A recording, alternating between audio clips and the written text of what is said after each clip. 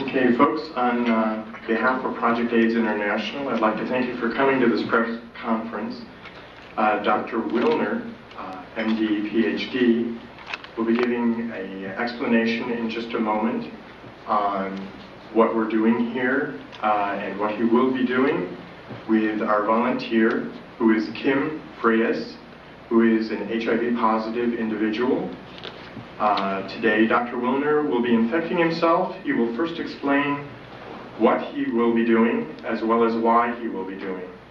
Directly after his inoculation, Dr. Willner will be explaining any questions that you have. There will be a question and answer period. And I would like to take this opportunity to welcome Dr. Willner.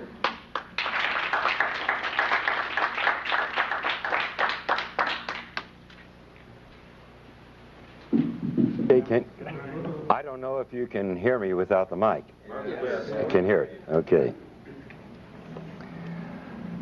And because I've done this needle sticking several times already, I'm familiar with some of the things that are put into the press afterwards.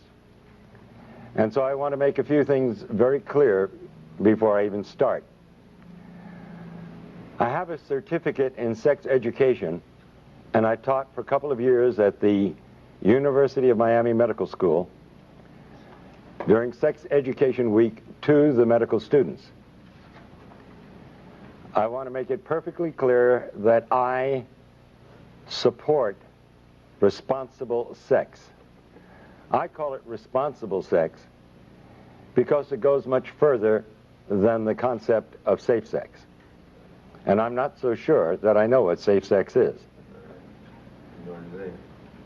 During this period of time in which especially young people of this country have been threatened with AIDS, a death-dealing disease supposedly, as a consequence of irresponsible sexual behavior, the incidence of venereal disease has climbed, and the incidence of births without benefit of marriage has also climbed, but not AIDS.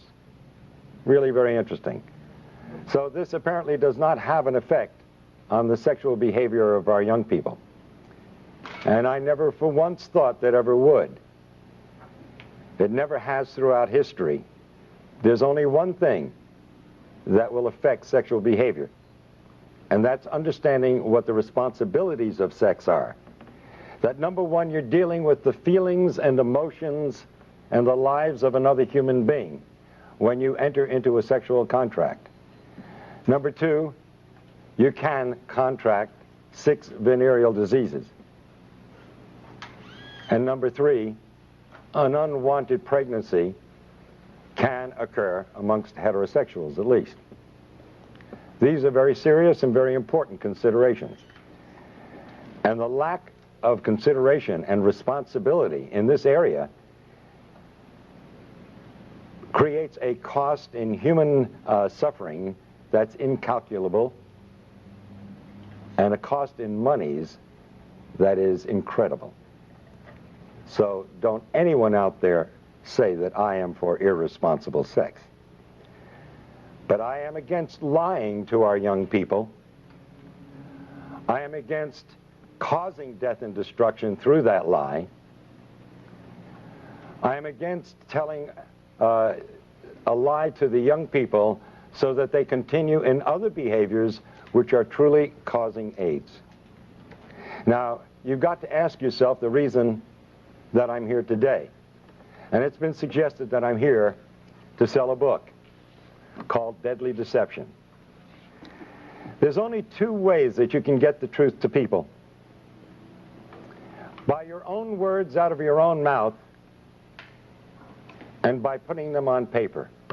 And that's the reason for the book. We're talking about probably the most horrible scandal and scam ever perpetrated, not only in the name of science, but in humanity and in all history. Today is December 7th. And I was 12 years old when the attack on Pearl Harbor came. and I remember World War II very well. And it's a very significant day today because I see an incredible parallel between what is going on in the so-called AIDS epidemic and what happened in the years preceding and resulting in World War II. The great lie of Hitler. It's amazing. I think he would envy the job being done by members of the National Institutes of Health and even the media, especially in this country. I charge the media with part of the responsibility, and a very significant one, in a current Holocaust that can end up being worse than the one that occurred during World War II. When it was first announced that Dr. Robert Gallo had found the virus that probably caused AIDS, and that announcement was made with Margaret Heckler in 1984 to the press and to the media without one single scientific document appearing in any journal in the United States. And as we know now, without any proof whatsoever that the virus caused any disease. The media picked up on it for the sake of a story. And soon the virus that probably caused AIDS was now the virus that caused AIDS. It was proven in the press and nowhere else. Now it's interesting, a lot of questions are asked of me whenever I appear before the cameras and do what some people have called a stunt, to sell books. I'm from the planet Earth. I honestly believe that these individuals are from the planet Uranus. How anyone could suggest that I would stick myself with a virus that is supposedly deadly for the purpose of selling a book, that's complete insanity. And I will put the lie to the individuals of the NIH, particularly Gallo and Fauci and Hazeltine and Essex and the rest of these scoundrels of the worst order. Criminals guilty of genocide, without a doubt. I invite them to take me to court. I wish Burroughs Wellcome would take me to court because they have been putting out a killer drug knowingly. Because in a court of law, I would have the opportunity to provide the absolute proof and evidence, as I have in my book, Deadly Deception. Now, I'm not alone in what I'm doing here today. How does the press escape such obvious truths? Why would the finest virologist in the world, the most noted virologist, member of our National Academy of Sciences, Peter Duesberg, why would he put his entire career on the line? What did he have to gain? He's already lost his laboratory and his funding. They can't take away his professorship because he's tenured. Why would a Charles A. Thomas, professor emeritus of Harvard, say the same thing? Why would Kary Mullis, who won the Nobel Prize in virology last year, why would he stick his neck out? What did he have to gain? These are the questions reporters should be asking. And in order to sell a book, I would inoculate myself with a virus that supposedly is deadly. Ever think that maybe we all know something that you just don't get? That if you take the virus out of the equation, you have a perfectly understandable disease with a perfectly understandable answer. And I might remind you, in case you are not aware of it, and if you haven't read my book, that we have known what causes acquired immune deficiency diseases for at least 70 years. It's in the medical textbooks. It's there for you to read. Number one cause on the face of this earth is malnutrition and starvation. That's African. Look to the headlines of the October 3rd issue of the London Times, Sunday Times last year. And the inside headlines that screamed across 2 pages, the plague that never was. Speak to Philip and Evelyn Kreinen, who head Partage with an organization of 250 people, their own hospital, their own doctors, their own laboratories, who have lived in the heart of the epidemic, supposedly, or the supposed epidemic, for 5 years. There is no epidemic. It doesn't exist. They are there.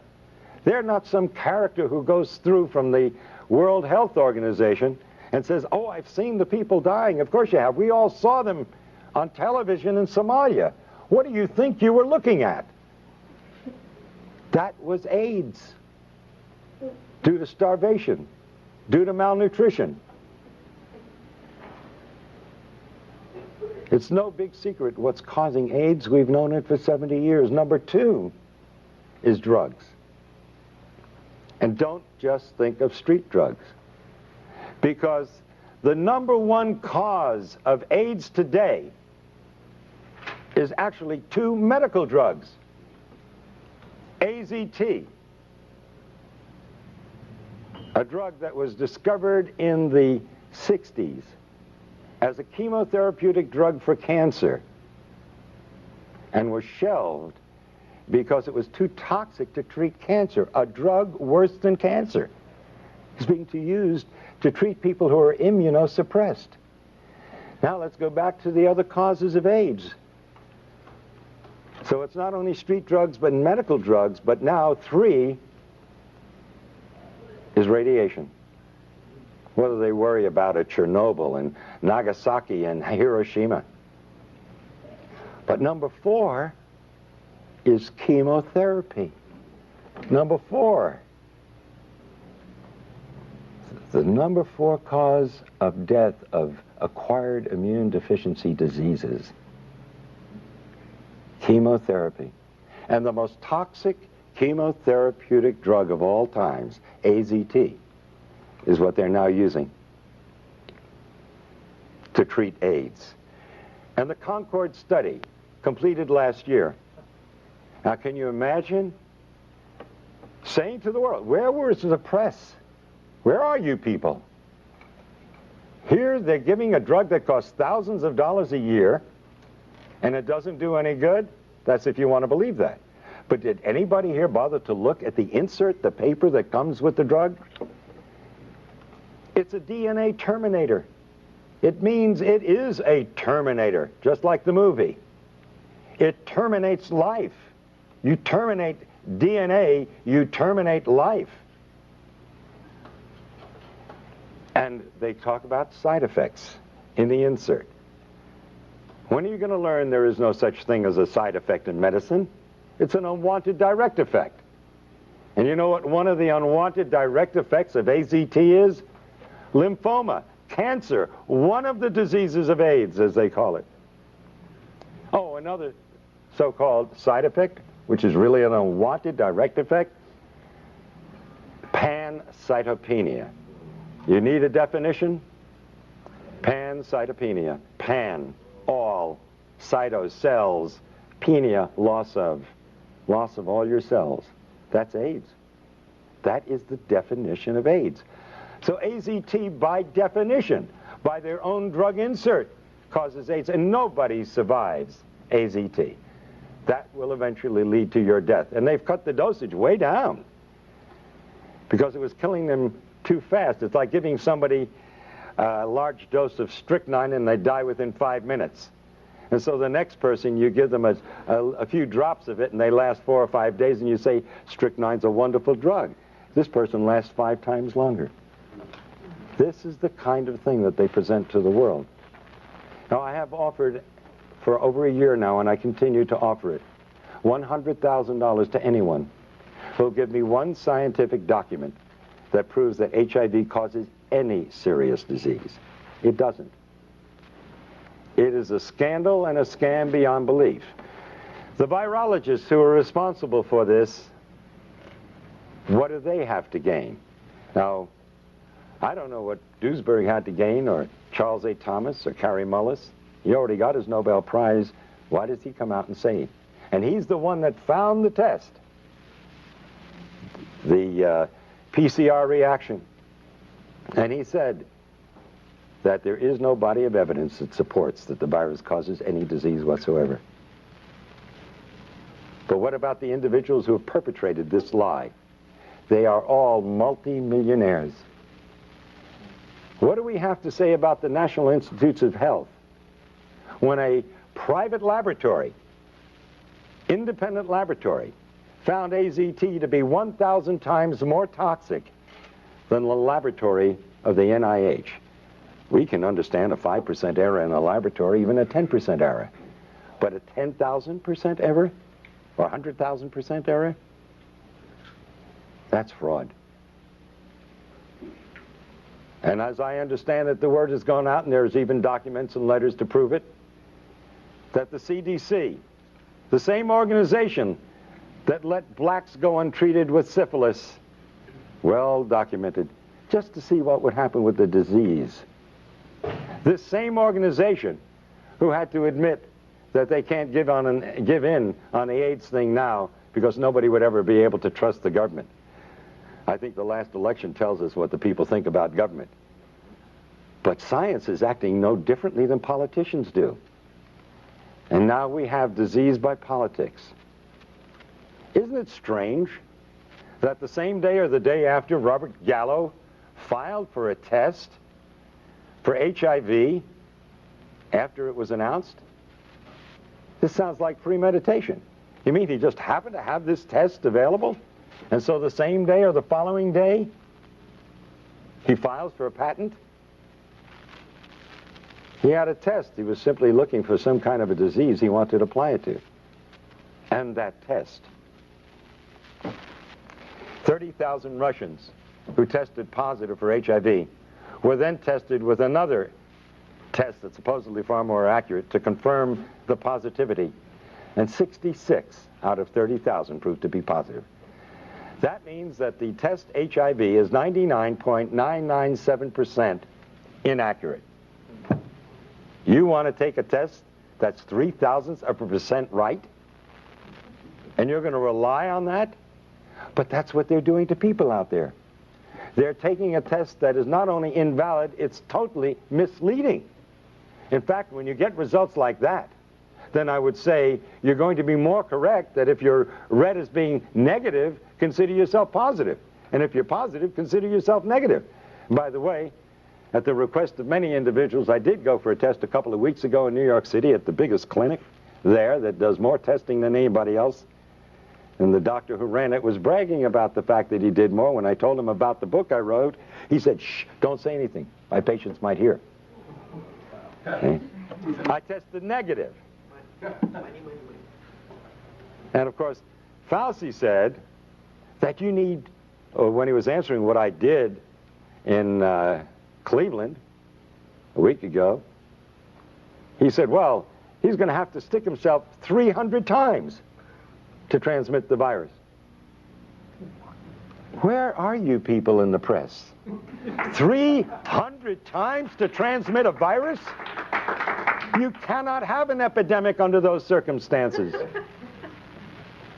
If you can't transmit it by blood, you certainly can't transmit it sexually, unless you're into real sadistic acts during sex. I don't know how much blood you want to draw. It's literally unbelievable what they're getting away with. How does the press let this go? Oh, an epidemic. United States government says 12,000 people died each year from 1985 to 1992.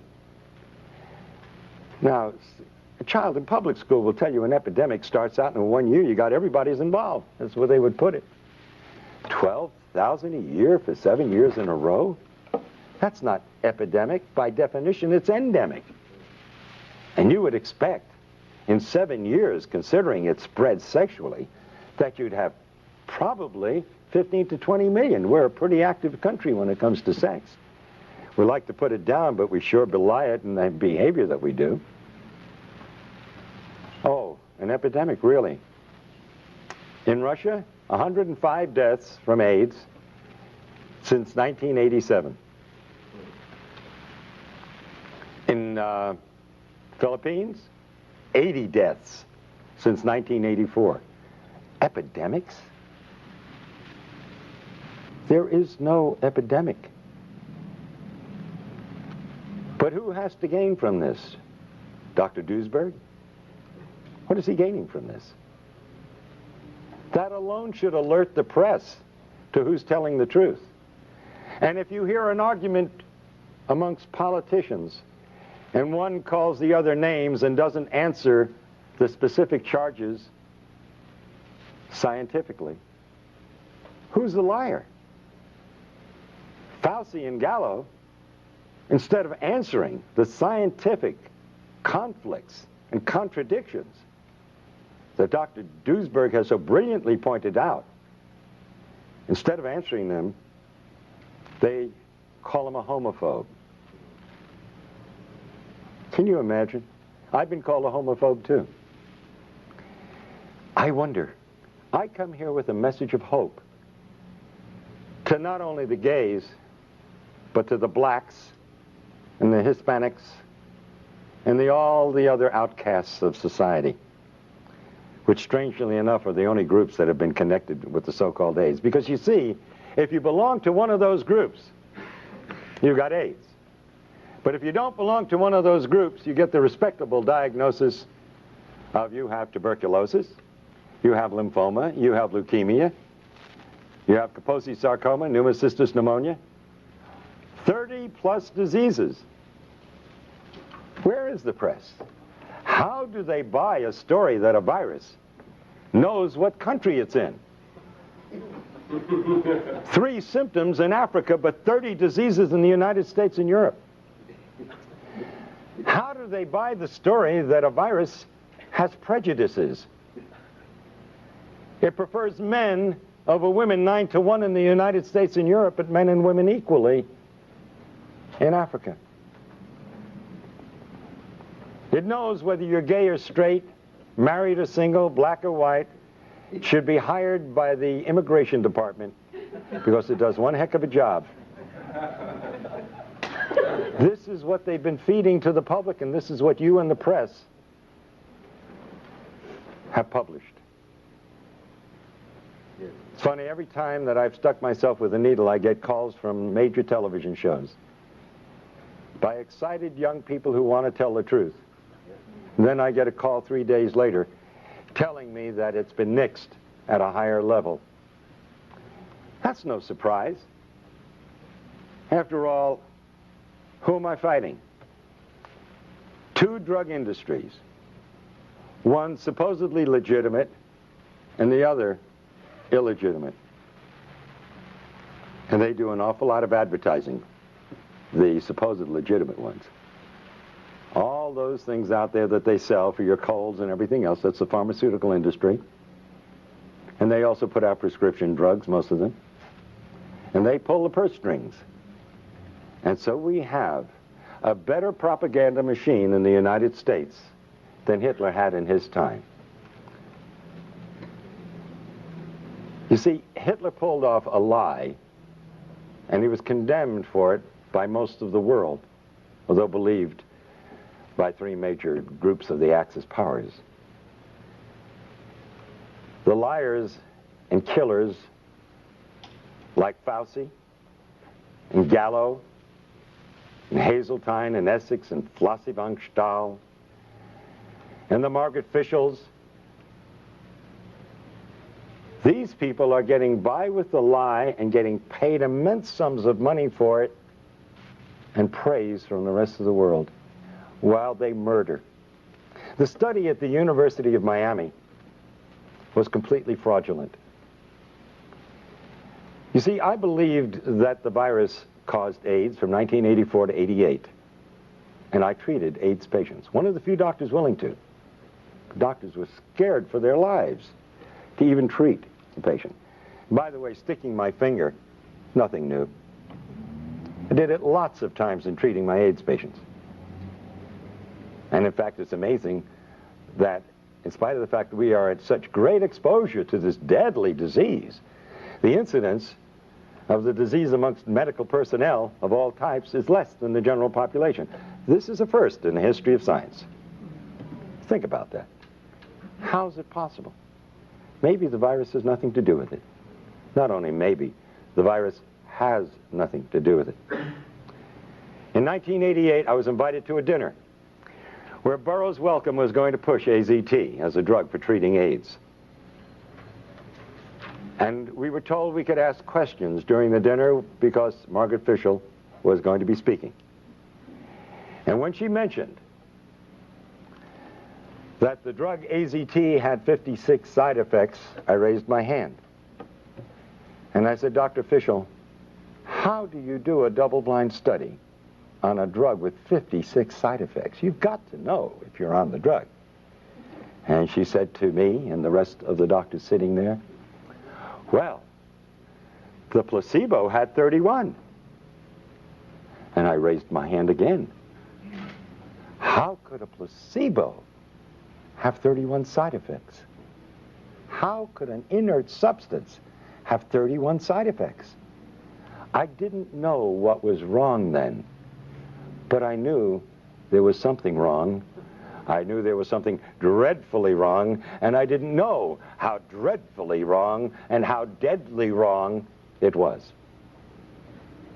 But the answer came years later. The FDA, as you probably know, released AZT after 4 months of a proposed 6-month study. They cut it short because one group in this double-blind study where nobody knew who was on what, one group was doing better than another group. And so out of compassion, they terminated the study. I don't blame them for that. And sure enough, the AZT group was doing so much better than the placebo group. And so they released the drug.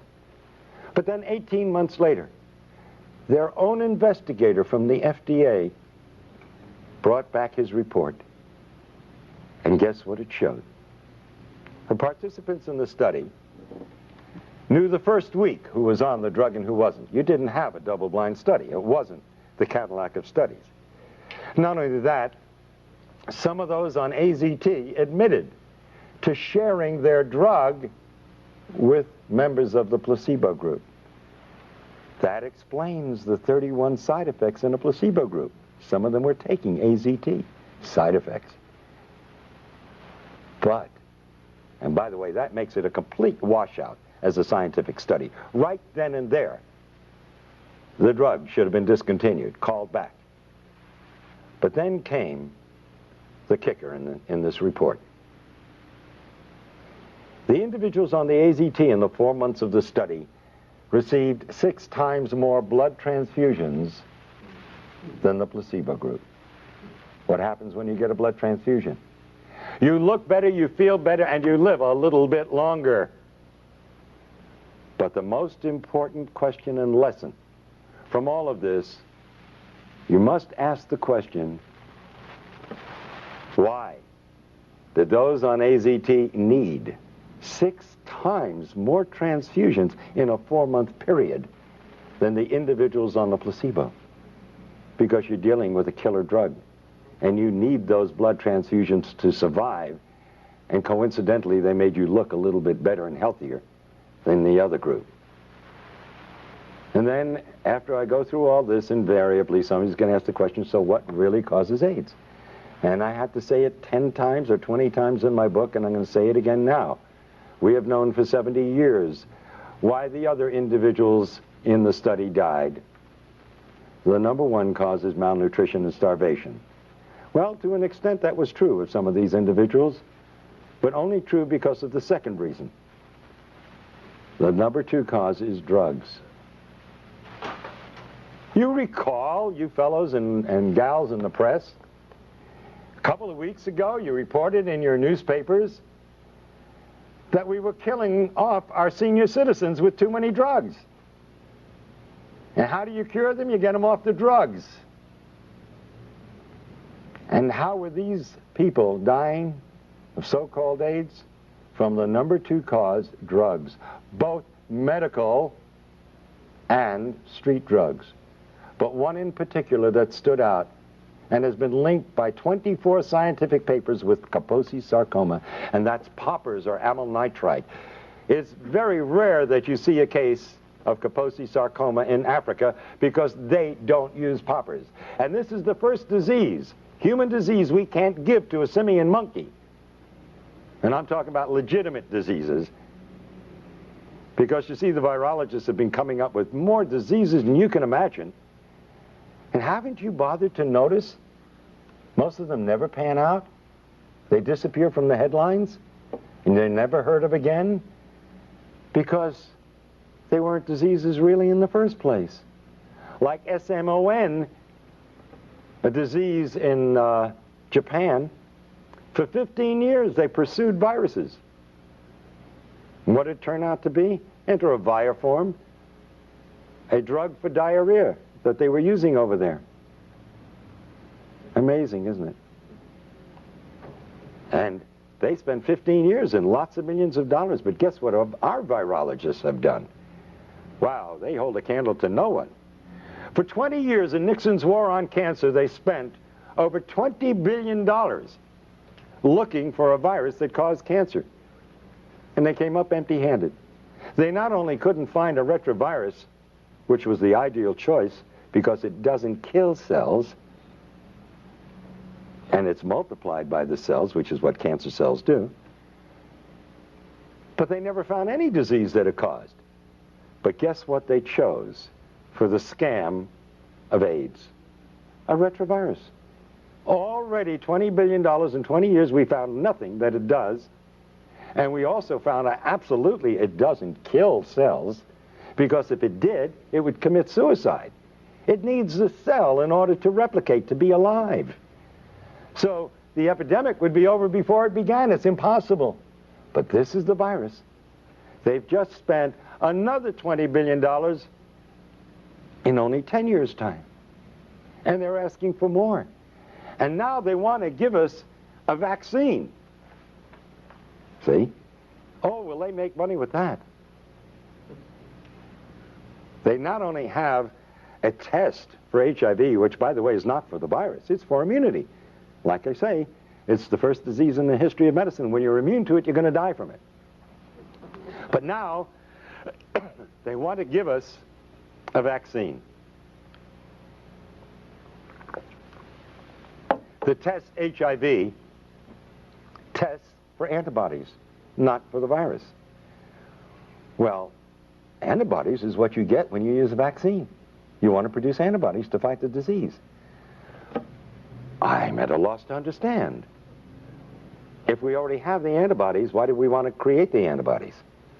Kind of redundant, isn't it? Oh, by the way, if you take these very same antibodies and you put them in Gallo's culture in his laboratory, you just ruined his multi-million-dollar culture that he's making a fortune out of. Because you see, these antibodies destroy the culture. Does the press bother reading? Do they understand the English language? And yet you want to condemn me and say that I'm out for publicity? Well, what is it that Peter Duesberg is out for?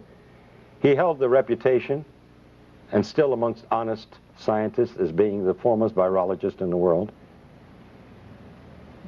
What is Kary Mullis out for? He just won the Nobel Prize. Why does he want to put at risk that incredibly marvelous reputation of being a Nobel Prize winner? Why would he put that at risk? Unless maybe there's still some honest scientists around. Now, what about the rest of them out there? You know, I often ask myself the question, if my children were still in school and I had house payments to make and I had to put them through school, etc., would I be doing what I'm doing today? I don't think I've ever answered the question because I'm kind of afraid of what I might answer if I was going to answer honestly. And he who is without sin shouldn't be casting any stones. So I won't cast the stones at the thousands and thousands and thousands of virologists out there who are going along with this scam. Because you see, they would be out of jobs if they dared criticize Margaret Heckler or the heads of the NIH. They'd be out of jobs, and they'd have families that they have to support, and futures that would be down the drain. You don't cross the establishment. And so the lie is being perpetuated by the silence.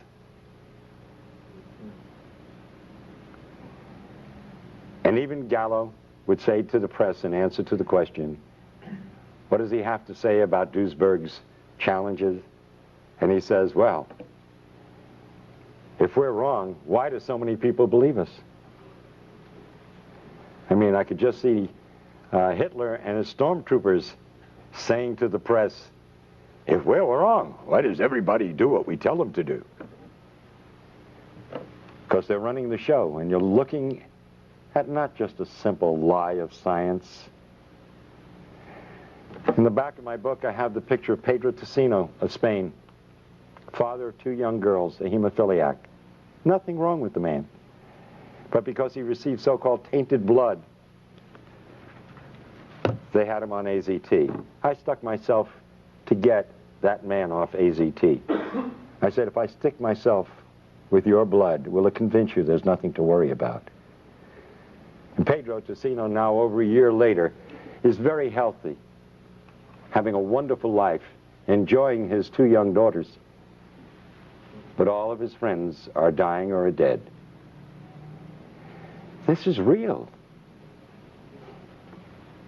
And I don't blame those scientists out there keeping their mouths shut because their jobs depend on it. And I understand that exists in the press too. But you've got organizations. And in a way, so do the virologists have organizations.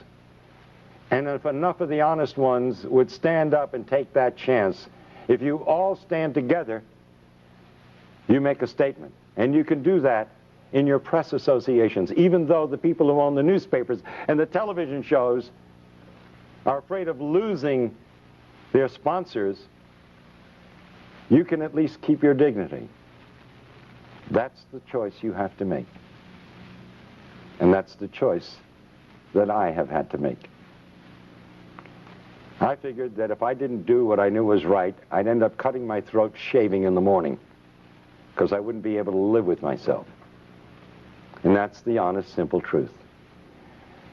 I am sticking my finger to bring attention to the current Holocaust, and it's a dreadful one. When you terminate the DNA of a human being, they waste away and die in an inhuman fashion. We all have the right to die with dignity. But if we told them the truth, a lot of them wouldn't die at all. They'd simply get off the poppers and off the drugs. And there's no dishonor in being gay and admitting that you've been on drugs. The decent human beings in this world will give you the support and help you, like we help drug addicts of all followings, so to speak. Those that would turn against you have turned against you anyway, because of what you feel and what you are. And there are even some religious groups who have turned against the gays and said it was God's vengeance.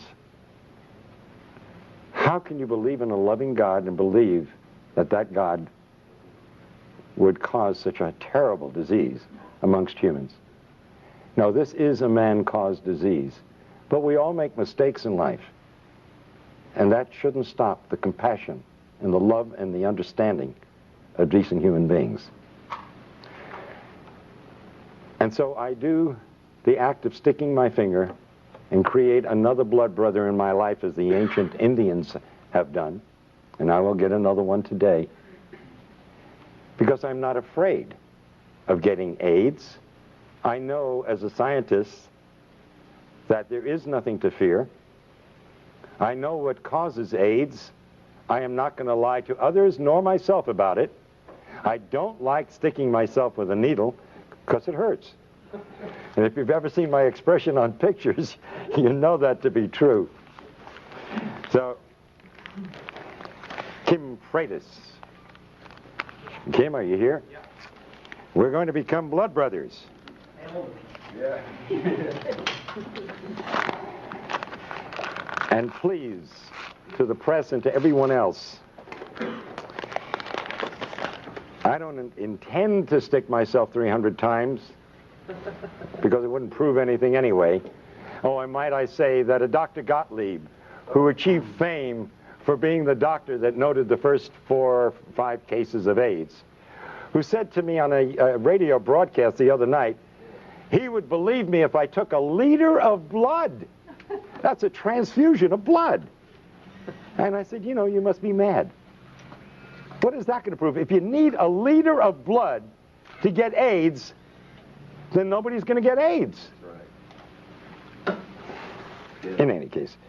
Well, I got to do myself first, and then I have to do you. Here, but let me do your finger, okay? I mean, I got to do you first, right? All right. Excuse me. Then I'm going to do me. Excuse me, I had that backwards. All right. Wait a minute. Got to find. This is a heck of a time to lose my needle. There we go. Okay. Ladies and gentlemen, this is a typical butterfly needle set. If somebody has a scissor, it'll help. No, I got it. Okay. It's sterile. And usually we use it to take blood by sticking this in, and then we can inject things also. So, let's do that. We got this. Yeah. Okay. Now I'm going to... let me put my glasses on, okay? Good. I think you'd rather I do that. I got to tell you a cute little story. Shortly after my son was born many years ago, he's now 40, he got some kind of an infection or whatnot, and I spoke to the pediatrician at the hospital. I was an intern at the time, and he said, go home and give him a shot of penicillin. So I took the syringe and everything home, and my wife held Bruce over her shoulder, and I grabbed his little bottom cheek, and I go like this, and I stuck it right into my thumb, so. Careful. You can tell I don't like doing this, never have. Okay. Now we want to get a lot of blood. There we go. Okay? There we go. Now I'm wiping this needle thoroughly in this blood. And I say to my friends Fauci and Gottlieb and Galpin and Gallo and all the rest of those criminals, all right, that this is for the sake of humanity and no other reason. Oh, whoa, whoa. Right. And believe me, it hurts. You can move it more.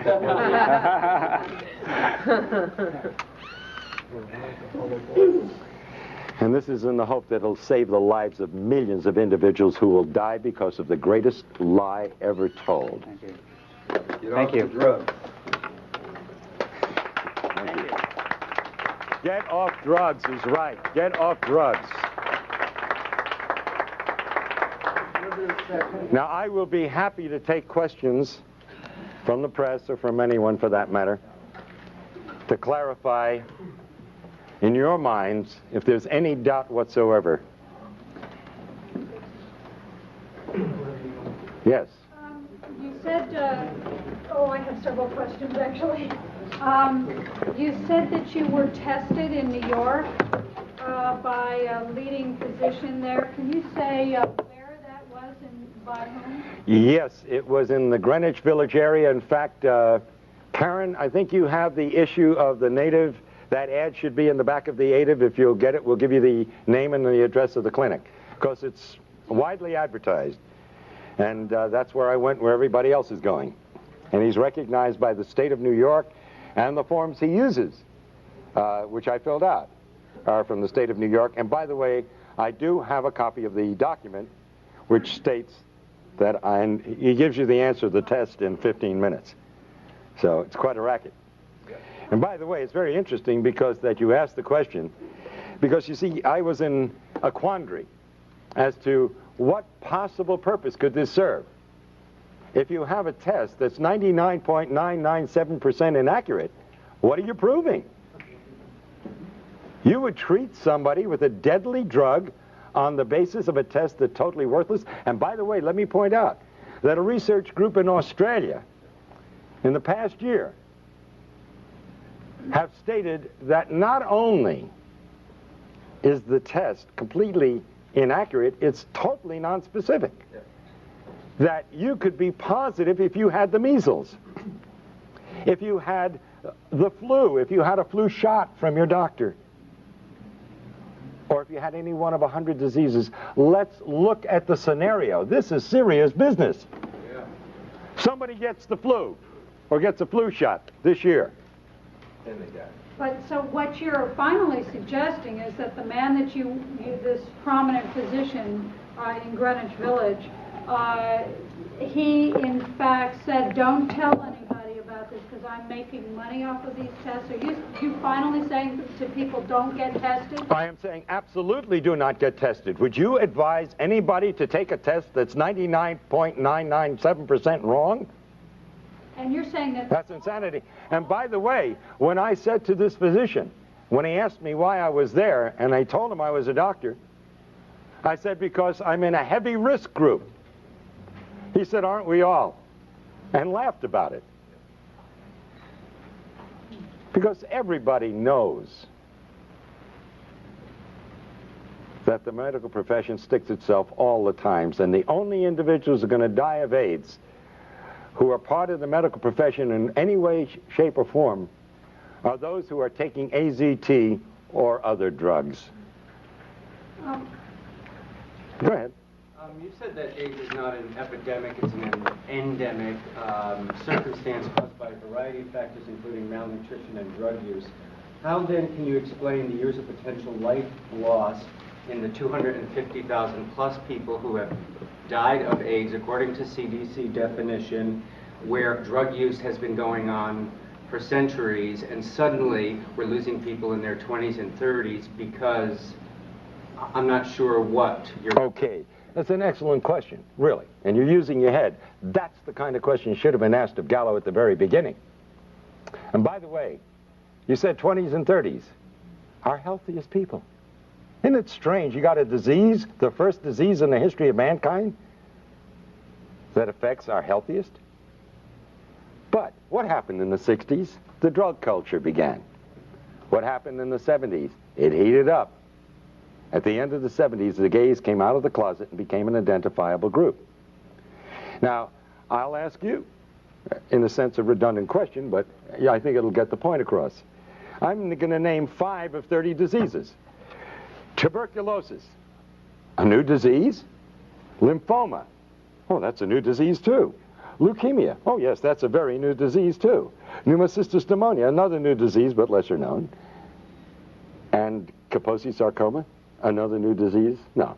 These diseases and the other 25 have always been around.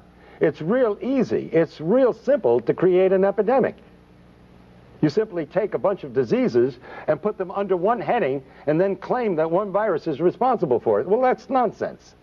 First of all, let me offer the proof. The reason it appeared, which I think is the essence of your question, as though it were some new epidemic coming on, is because it appeared in a select population, the gay population.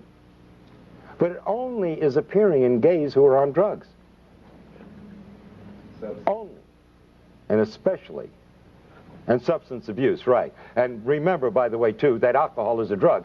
And remember, these individuals, many of them, extremely promiscuous, would get one venereal disease after another, and they'd be taking antibiotics for these diseases all year long. And it's a matter of medical fact that antibiotics are immune suppressive.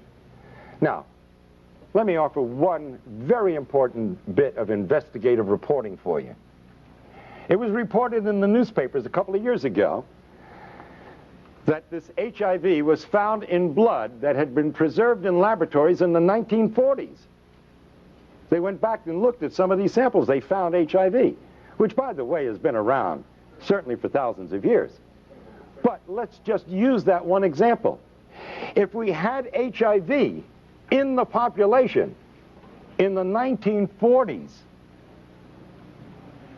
and we had homosexuals in the 1940s, and by the way, according to Kinsey, 10 to 15% of the heterosexual population preferred anal intercourse, where in the world was your epidemic? It wasn't suitable for a scoundrel like Robert Gallo in the 1940s. He wasn't old enough, or maybe he was born just about that time, for somebody to come along and to pull off a scam of this magnitude. And now they're caught up in a maelstrom.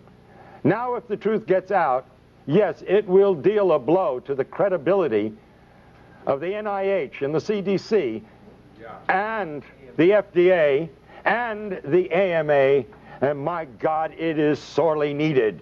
Yeah. That blow is necessary to clean up the act. But then wouldn't habitual lifetime drug users all eventually come down with a syndrome that could be attributable to AIDS? Absolutely. In fact, these people, that is true. No, on the contrary. Remember, it's dose related. So it depends upon how many drugs you're using and how much of them over how long a period of time. Now, if you overdose, you never get to that point. Yes. Couldn't the combination of lifestyle practices, of microbial, the best place for microbes are dark, wet places. Aren't bathhouses an excellent place to increase the exponential representation of microbes from around the world? If men who have had sex with 1,000 other men through the year have contact with those same men who are themselves are very similar, do you think that that adds an incredible amount of immune suppression that is not suffered by the rest of the population who does drugs or those other things? Do you think that that has... Well, I don't know. You see, the Romans and the Greeks had bathhouses, and there's no evidence that pardon me? Not with ecstasy, MDA, poppers, and all the things that were going on. I agree that MDA and all the rest of these drugs are causing immune suppression. Now, I don't believe that sex itself causes immune suppression, but I do believe that recurring venereal disease will cause immune suppression. But the simple fact is that the virus has nothing to do with it. And that's the important thing. That I am certainly for people having a healthy lifestyle. Absolutely. But let's not get into the idea that this is, again, a contagious disease. You cannot give AIDS to anyone, and you cannot get AIDS from anyone. Yes, Michael Elner. Would you consider the intense chronic psychological terrorism surrounding HIV and AIDS to be a major cause of what's called immune deficiency? 22 years ago, I urinated pure blood without pain. I knew immediately what the diagnosis was. It was bladder cancer. I cannot fully describe what I felt at that moment. It is unbelievable. It's like taking a crash dive into the depths of anonymity, total isolation, fear, and panic. And all the faith in God, or whatever faith you may have, cannot handle that at that moment. When you start to get your wits together, and if you use your intelligence and then your faith, yes, spirit and mind are wonderful things. What you're saying is true. It's a sentence of death for most people. And immediately, their body metabolism goes into negative phases. Everything becomes destructive. This is modern medical voodoo. If a doctor tells you, you are going to die, I'm willing to bet you're going to die. I'll be the first one to put money on the line and say, the chances are you're going to beat the statistics. You will die because you've been told so. This is American voodoo. I'll get back to you, but let me take someone else. Yes, Dr. Willner, I really appreciate what you're doing. I've been out here trying to inform people about this disinformation for a number of years now. Robert Gallo, who is a proven medical fraud and a multimillionaire marketing a test, the AMA itself, in its own medical journals in the 80s, have said that these tests are bad science. The microbiologists have said in their own medical texts that this is bad science. These tests do not work. The hematologists have said that this is false. These tests. They say that they have used ozone to inactivate HIV, which HIV, if it's a virus, it's a template or a pattern. So what can it do? I mean, these are just basic medical facts. How is it that this has gotten by the entire population? And the media is pushing this lie. Arthur Ashe, for example, was on 30 pills a day the 3 months before he succumbed, including AZT. How is that not iatrogenics? And how is it that the medical profession can murder 1 million people a year, according to their own study, the Yale New Haven study that came out this year? They admit to killing 1 million people a year. Why aren't they on trial? That's my question. By the way, I thank you for your comments, and I'd love to have a copy of that study and some of the information you talked about. I really would, because I've been going around saying it's the number 3 cause of death is iatrogenic disease. And when I lecture before groups, I don't tell them what iatrogenic disease is. And I say to them, you know, here we're worried about this so-called AIDS epidemic, and I don't believe that anybody should die. I think we should all live forever. But 12,000 a year, that's not an epidemic. 60,000 die from automobile accidents. 120,000, I've been saying, and I hope you're going to help me change, 120,000 die each year, they admit to, from iatrogenic disease, 500,000 from cancer, and 800,000 from heart disease. And I'm glad you're telling me it's a million, because I've been saying, they say it's number 3. I really believe in my heart it's number 1. Deepak Chopra said Sure. it's the number 1 cause of... I agree with him. Absolutely. Now, if we took the figure of 120,000 being killed by doctors, not malpractice, but as a normal course of everyday medicine, then doctors are 10 times more dangerous than HIV. Now you're telling me it's 100 times. 100 times. Yeah, I want those figures really desperately. In 1964, Please. They admitted 350,000 in 1964. Well, I will be indebted, because that's powerful stuff, and I really, you know, it's funny, you never know where the figures are going to go, but with medicine anything's possible. Yes, pardon me? Just the USA? Just the USA.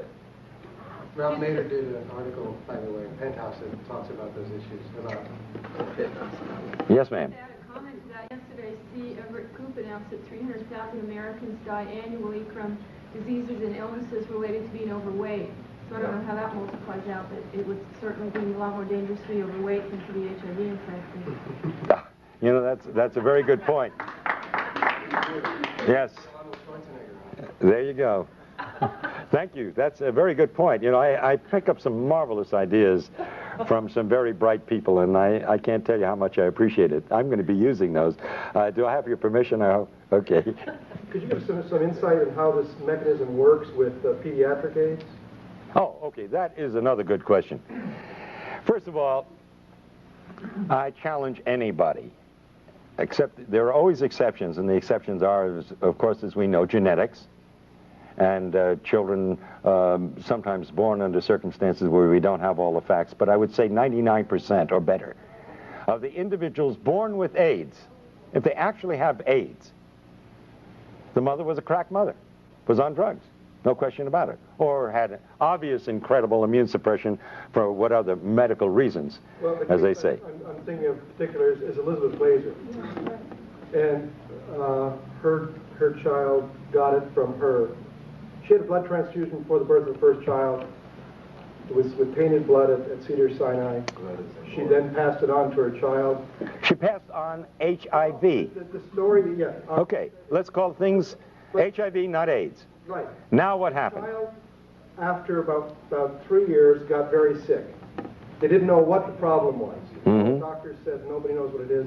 They finally did an HIV test on the child, found out that she had it, and then she died. Ariel died. But there's a gap there. They found out she's HIV positive, and then she died. How much time and what was done in that period of time? I can't answer that question. I mean, listen, I was in the practice of general medicine for a lot of years. I had one of the largest practices in the state of Florida. And I can tell you, I treated a lot of kids over a period of time that got very ill in their first 3 years of life. You mean they had AIDS? The test that they had. Now, they did a test. I will guarantee you, I don't know what she died of, and I can't answer. But I will tell you, these kids who are diagnosed as HIV, if they're given AZT, they will die of AIDS. Absolutely. Most of them will not die, just like most of the kids I treated did not die. But I had an occasional child that ended up with a meningitis and died. By the way, our current Miss America, who's deaf and dumb, got DPT. That's what made her deaf and dumb. What is SIDS? Yes, sudden infant death syndrome. Hi. Yes, now we'll go back to you. Go ahead. How do you explain then the T-cell decline in those who have not taken AZT and are not psychologically at effect? You know, don't believe it to be a Wonderful question. Really great. Now let me tell you a little bit about medicine. See, I was always confused by this T-cell thing, because T-cells are nothing more than lymphocytes and leukocytes. They're our body's way of fighting infection. Now, when somebody came into my office with a bellyache, I would do a white count, which includes the T cells. Now, if the white count was like 5, 6, 7,000, didn't think anything of it. There's a bellyache, some bad food, maybe a viral infection, you know, the great dumping ground viruses. They even had me thinking that way. But if it was 20,000, I alerted a surgeon. You see, the body creates the T cells when it needs it. If you don't need it, you don't got it. Why would you walk around with a lot of T cells when you've got nothing to fight? And I can tell you one thing we have always known. There is no correlation between severity of disease in AIDS, so to speak, and the T cell count. It doesn't match up, and I'll tell you why.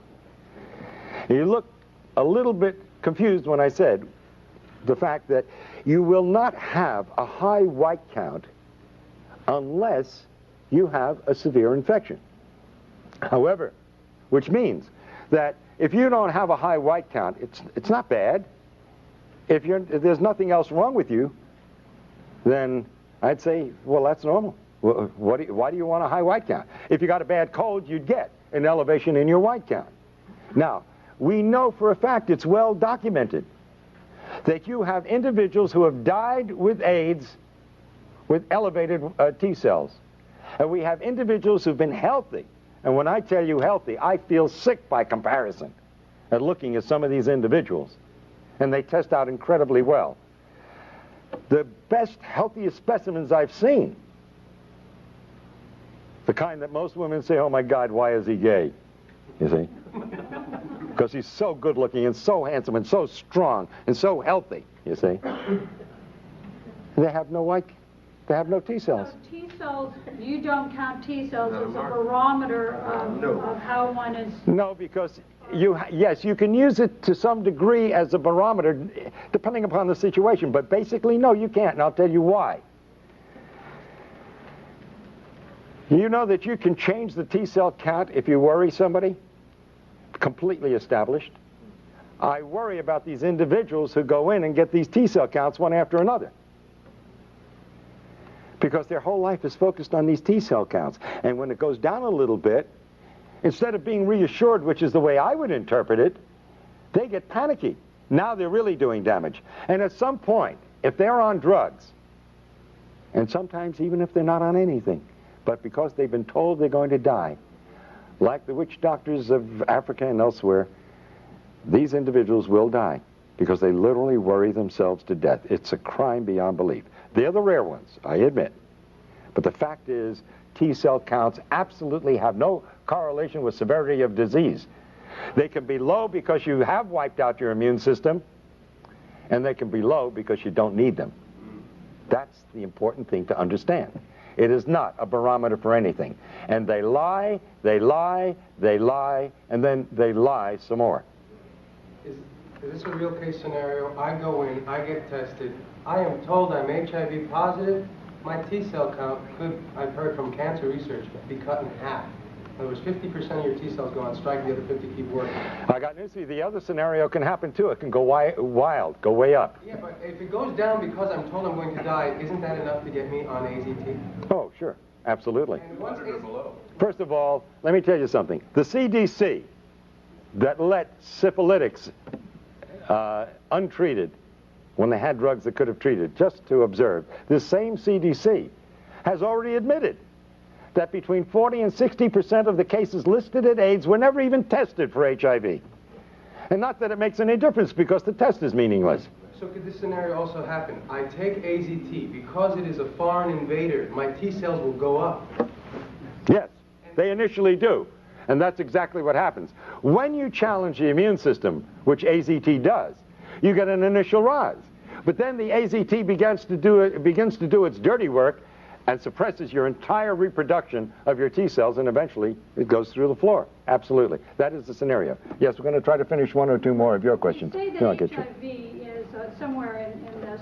You say that HIV itself is a harmless tissue. It's an innocuous retrovirus. Are you then saying that, as you said earlier about you don't know what safe sex is, that if I go back and report to my gay and lesbian readers, young gay men in particular, and there has been a rise in incidence among young gay men of HIV, again with the tests that you don't believe in. Right. But, Well, it means nothing. Until you give me one single document that proves HIV causes anything, it's meaningless. okay, but what I need to, here's what I need Yes. to know. Is HIV sexually transmitted?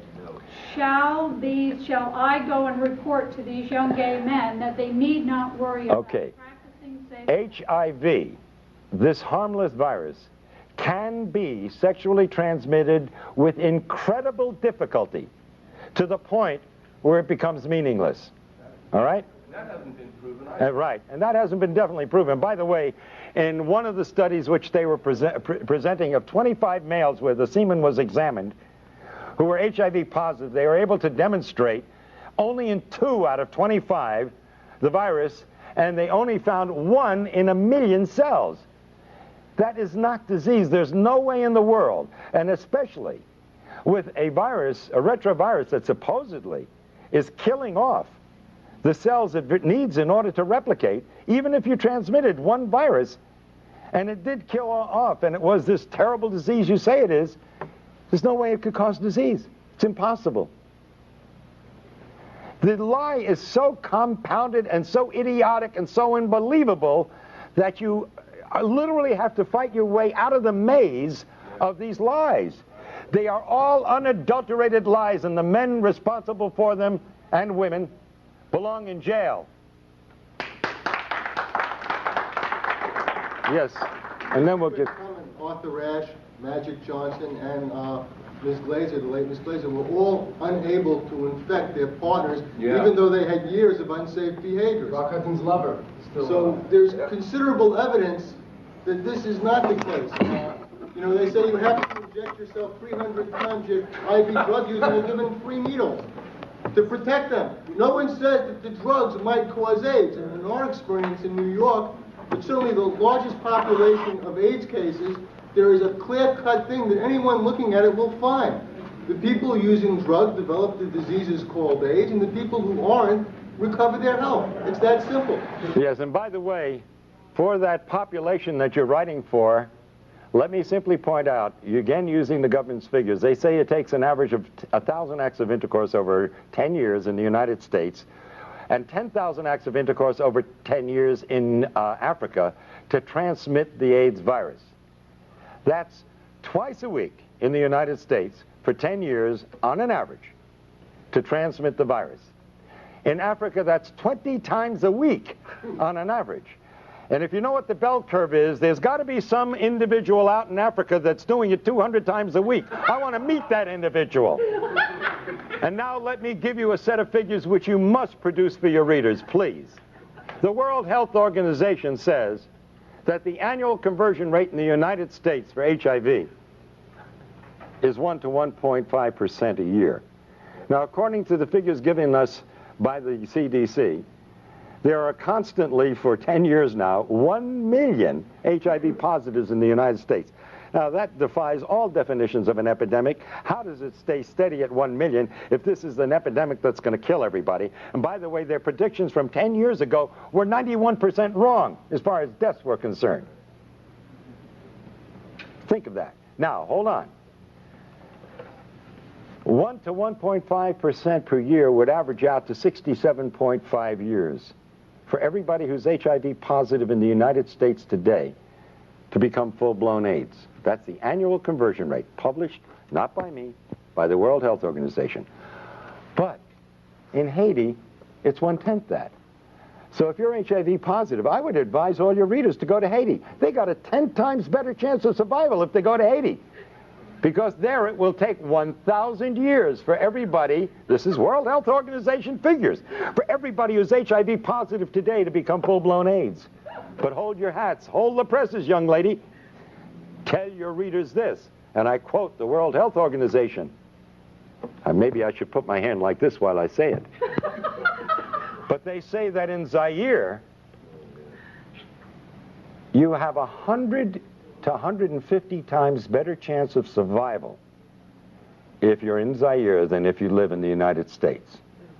In other words, there, it will take 25,000 years for everybody who's HIV positive today to become full-blown AIDS. Now, I think you ought to urge your readers, all those with compassion and with heart, to take the first plane to Zaire and to stop anyone on the street and ask them, are you HIV positive? And if they answer in the affirmative, I think you owe it to them as a conscientious human being to say, sir or madam, are you aware that in the next 25,000 years, you're liable to die of AIDS? Those are government figures, they're not mine. The ridiculousness of it demands that you print those figures, that they give them to your readers.